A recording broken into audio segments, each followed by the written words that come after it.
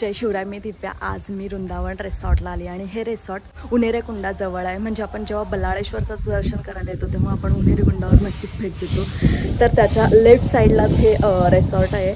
एकदा नक्की व्हिजिट करा, खूप छान आहे। इथलं वातावरण तर जबरदस्त आहे। तर आपण रिसॉर्टचा व्हिडिओ बघू।